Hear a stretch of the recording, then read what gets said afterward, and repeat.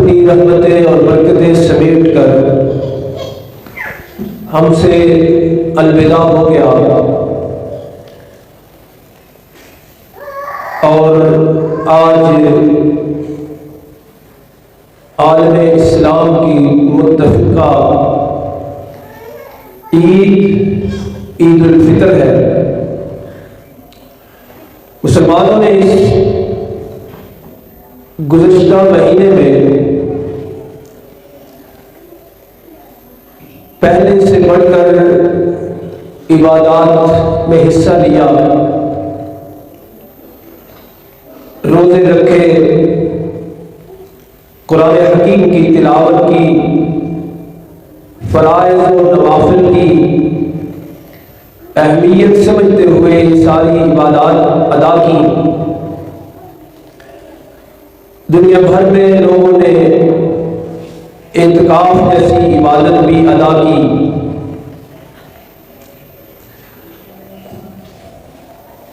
رمضان المبارک میں خود روزہ سب سے اہم عبادت ہے اور بڑی مشقت والی عبادت ہے۔ صبح سے لے کے شام تک اللہ تعالیٰ کی لگائی ہوئی پابندیوں کا خیال رکھا جاتا ہے۔ مسلمان حکم خدا سمجھ کے کھانے سے بھی رکتے ہیں،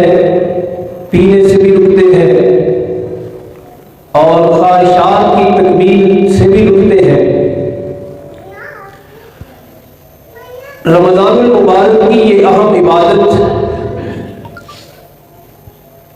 ہمیں بہت کچھ سکھاتی ہے۔ روزے سے بہت سی باتیں سیکھنے والی ہیں جو مسلمانوں کو سیکھنی چاہیے۔ مختصر سے وقت میں انہی میں سے 2-3 باتوں کا ہم تذکرہ کریں گے۔ دیکھیے، روزے میں سب سے بڑا اور اہم سبق یہ ہے کہ اس سے خوف خدا پیدا ہوتا ہے۔ خود اللہ نے بھی فرمایا لعلکم تتقون، کہ روزہ فرض ہی اس لیے کیا گیا ہے تاکہ ڈر پیدا ہو، اور ڈر اس طرح کہ پھر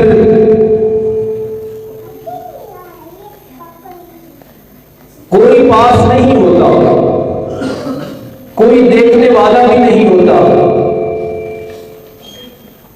لیکن روزہ دار تنہائی میں، اکیلے میں، جبکہ کوئی اس کے پاس نہیں ہوتا، بھوک بھی لگی ہوتی ہے، پیاس بھی ہوتی ہے، کھانا بھی پاس پڑا ہوتا ہے، پینے کی چیزیں بھی پڑی ہوتی ہیں، لیکن روزے کی حالت میں وہ نہ کھانا کھاتا ہے، نہ پانی پیتا ہے، تنہا ہے، اکیلا ہے، کوئی دیکھنے والا، روکنے والا بھی نہیں، لیکن کھانے سے رکا رہتا ہے، پانی پینے سے رکا رہتا ہے۔ تو کس وجہ سے؟ ایک ہی سوچ ذہن میں ہوتی ہے، ایک ہی خیال ذہن میں ہوتا ہے کہ میرا اللہ مجھے دیکھ رہا ہے، اور میرے اللہ نے مجھے روکا ہوا ہے کھانے سے، پینے سے اور خواہشات کی تکمیل سے۔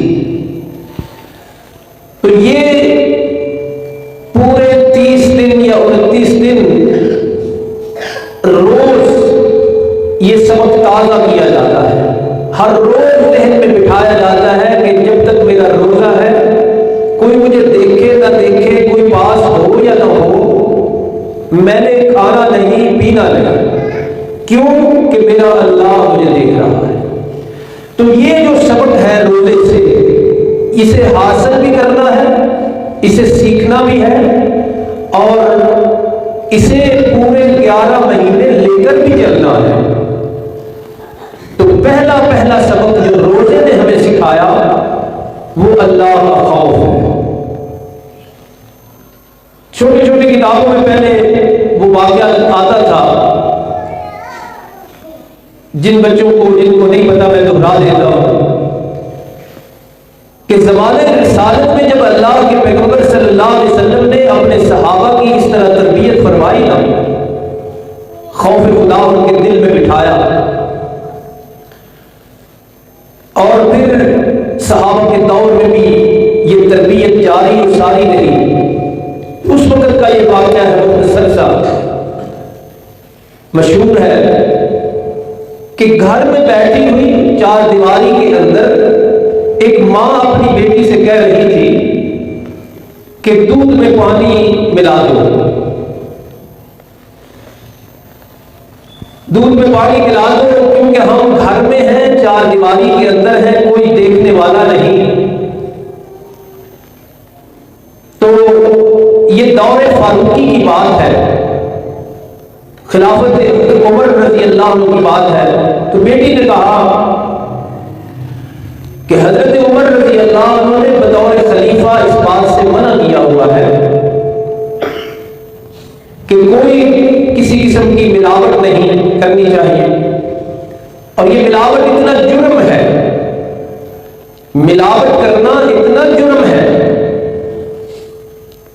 کہ میرے اور آپ کے کریم آقا صلی اللہ علیہ وسلم نے فرمایا کہ جس نے ملاوٹ کی اس کا ہمارے ساتھ کوئی تعلق نہیں ہے۔ یہ معمولی جرم نہیں ہے کہ رسول اللہ صلی اللہ علیہ وسلم خود سے تعلق اس بندے کا توڑ رہے ہیں جو ملاوٹ کرتا ہے۔ یہ جتنا بڑا جرم تھا اتنی ہی دلیری سے آج ہم مسلمان یہ کر رہے ہیں، اور اتنا عام ہو گیا ہے یہ جرم کہ بطور مزاح لوگوں نے یہ بھی کہنا شروع کر دیا کہ اب تو زہر بھی خالص نہیں ملتا، زہر بھی خالص نہیں۔ اچھا، اس کے جو نقصانات ہیں اب وہ موضوع نہیں، پورا معاشرہ بیماریوں کا شکار ہو گیا، کینسر عام ہو گیا اور بڑی بیماریاں۔ چند روپے بچتے ہیں ملاوٹ کرنے والے کو، لیکن پورا معاشرہ متاثر ہو گیا۔ تو والدہ کہتے ہیں، بیٹی نے جب یہ کہا کہ جناب عمر فاروق اعظم رضی اللہ عنہ نے اس سے منع کیا ہے کہ کوئی ملاوٹ نہ کرے، تو والدہ کہنے لگی کہ چار دیواری میں ہم بیٹھے ہوئے ہیں، گھر میں ہیں، یہاں کون سا عمر دیکھ رہا ہے؟ تو روزے میں جو تربیت کی، اس روزے سے جو پہلا سبق ہم نے لینا ہے وہ یہ ہے کہ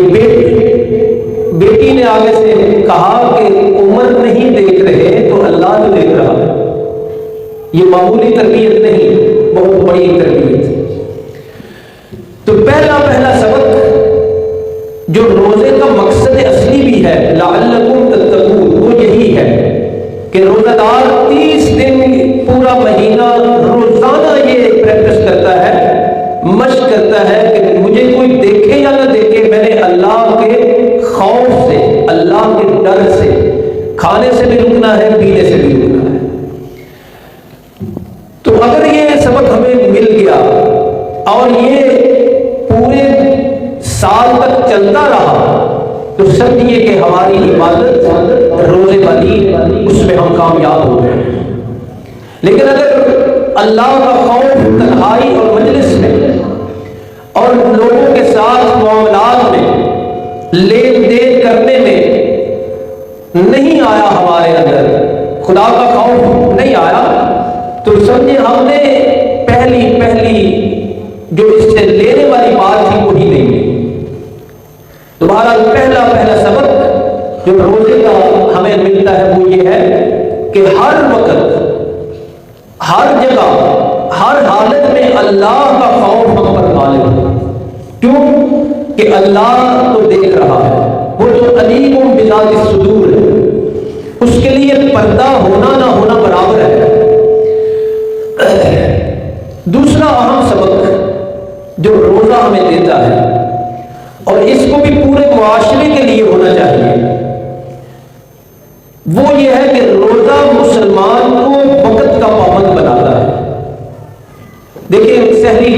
ٹائم ختم ہوتا ہے تو کتنی پابندی ہے کہ ایک لمحہ بھی زیادہ نہیں کرنا ہمیں، اسی وقت سحری ختم کرنی ہے، اور افطاری کا وقت مقرر ہے، یہ نہیں کہ کوئی 15 منٹ پہلے افطار کر رہا ہے، کوئی 10 منٹ بعد کر رہا ہے، ایک وقت مقرر ہے۔ تو دوسرا اہم سبق روزے کی عبادت سے جو پورے 30 دن ہم پریکٹس کر کے آئے ہیں وہ یہ ہے کہ ہمیں وقت کا پابند ہونا چاہیے، اور اس سلسلے میں بھی معاشرہ کس حد تک بگڑ چکا ہے، کوئی تقریب وقت پہ نہیں ہوتی، کوئی مجلس محفل وقت پہ نہیں ہوتی، حتیٰ کہ ہمارا کئی دفعہ خطبہ جمعہ وہ بھی وقت پہ نہیں ہوتا، اور شاید اس کے پیچھے بھی وہ مجموعی تاثر ہے کہ ہم سب نے بطور معاشرہ یہ طے کر لیا ہے کہ ولیمے کے کارڈ پر، شادی کے کارڈ پہ اگر 2 بجے کا وقت لکھا ہے تو آپ اتفاق فرمائیں گے کہ ہم سب کے ذہن میں ہوتا ہے 4 بجے جانا ہے، پورے معاشرے کے ذہن میں کہ جانا ہی 4 بجے۔ تو میرے جیسے کئی سادہ چلے بھی جائیں تو وہ پھر کرسیوں میں بیٹھ کے دیکھتے رہتے ہیں، ابھی پتہ نہیں کب 4 بجے دیں۔ اور یہ شادی وغیرہ کی تقریبات نہیں، ہر کام میں پوری قوم وقت کی پابندی سے آزاد ہو چکی ہے۔ تو روزہ ہمیں یہ سکھاتا ہے کہ ہم نے ہر کام وقت پر کرنا ہے، اور قرآن مجید سے 1-2 آیات میں پڑھ دوں تاکہ آپ کو مزید واضح ہو کہ اسلام مسلمانوں کی اس لحاظ سے کتنی تربیت کرتا ہے کہ ہم نے ہر کام وقت پر کرنا ہے۔ سب سے بڑی اہم عبادت نماز ہے، دیکھیے قرآن حکیم کیا کہتا ہے،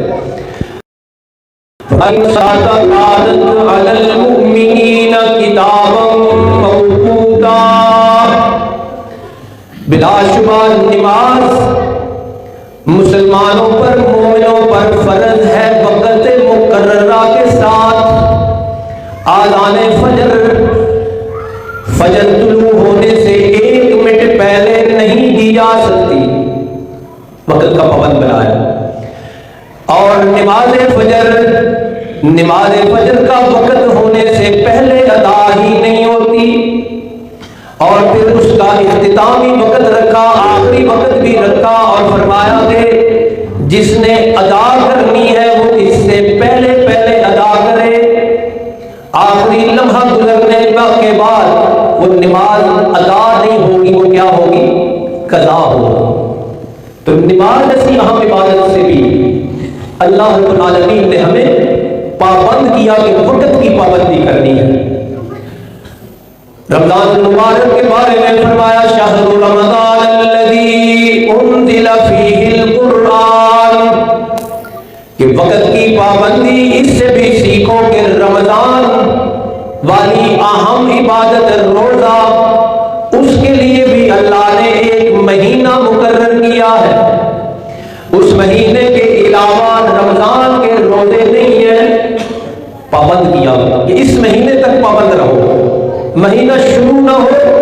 روزے شروع نہ کرو، مہینہ ختم ہو جائے تو فرضی روزے ختم مکمل۔ حج بڑی اہم عبادت ہے، فرمایا الحج اشہر معلومات، حج کے بھی کچھ معلوم اور مقرر شدہ مہینے ہیں، حتیٰ کہ دن بھی، حج کے جتنے افعال ہیں، جتنے عبادات ہیں، ان کے لیے دن مقرر، وقت مقرر۔ تو دوسرا اہم سبق جو ہمیں روزہ سے ملتا ہے وہ ہے وقت کی پابندی۔ مجھے معلوم ہے ہر آدمی یہ کہے گا کہ میں اکیلا کر بھی لوں تو کیا ہوگا، اتنی وقت کی پابندی ختم ہو چکی ہے معاشرے سے ہر کام میں کہ بندہ یہ سوچتا ہے کہ میں اکیلا کر بھی لوں وقت کی پابندی تو کیا ہونا ہے، وہی ہونا ہے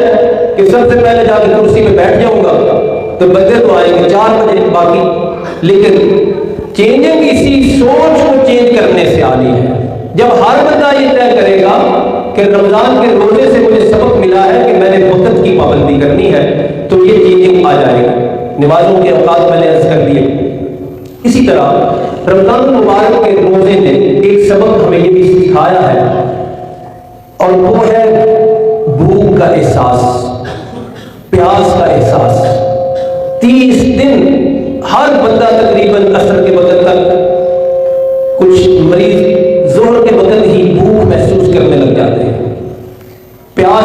محسوس کرنے لگ جاتے ہیں۔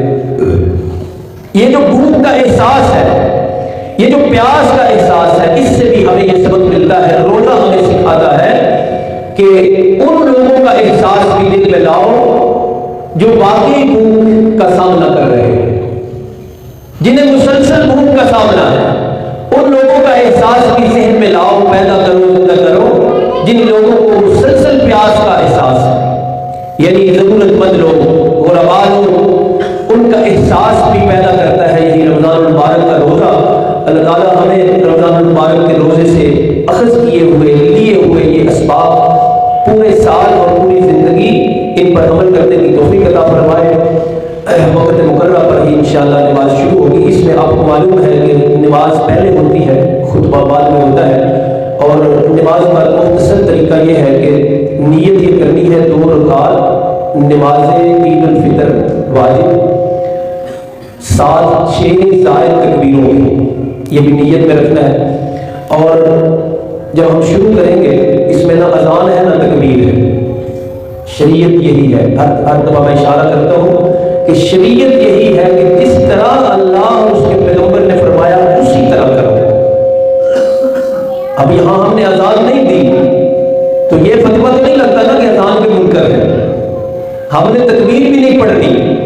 تو یہ تو نہیں فتویٰ لگتا نا کہ بیت الحمد والے تکبیر کے منکر ہیں، بلکہ بات کیا ہے کہ دین وہ ہے جو اللہ اور اس کے پیغمبر نے سمجھایا، بس اس کے علاوہ جتنا مرضی نیک کام ہو، اللہ کا حکم نہیں اور آقا کریم کی مہر تصدیق نہیں تو وہ کوئی دین نہیں۔ پھر اس کے بعد نماز شروع کریں گے، اللہ اکبر کہہ کے ہاتھ باندھیں گے اور سبحانک اللہم پڑھیں گے۔ سبحانک اللہم جب مکمل ہو جائے گی تو پھر 3 دفعہ ہم تکبیر کہیں گے، اللہ اکبر 1 دفعہ کہہ کے ہاتھ چھوڑیں گے۔ یہ فرق جنازے اور عید میں ہمیشہ یاد رکھیے، جنازے میں ہاتھ نہیں بند کرتے، اور پھر اللہ اکبر کہہ کے ہاتھ نیچے، پھر اللہ اکبر کہہ کے ہاتھ باندھ لیں گے، تلاوت ہوگی، پوری رکعت ہوگی۔ دوسری جگہ جب کھڑے ہوں گے تو اس کے بعد پہلے تلاوت ہوگی سورۃ الفاتحہ یا کوئی 7 سورت ملے گی، رکوع سے پہلے، تلاوت کے بعد اور رکوع سے پہلے اللہ اکبر 3 دفعہ کہیں گے، اور 3 دفعہ ہاتھ نیچے کرنے ہیں، اوپر کر کے نیچے، اور چوتھی تکبیر رکوع کی تکبیر ہوگی۔ اس کے بعد رکعت دوسری مکمل ہوگی، اور اس کے بعد پھر خطبہ، وہ بھی نماز عید کی طرح ہی اس کا سننا بھی بڑا ضروری ہے۔ اللہ تعالیٰ تمام لوگوں کی، مسلمانوں کی عبادات اپنی بارگاہ میں قبول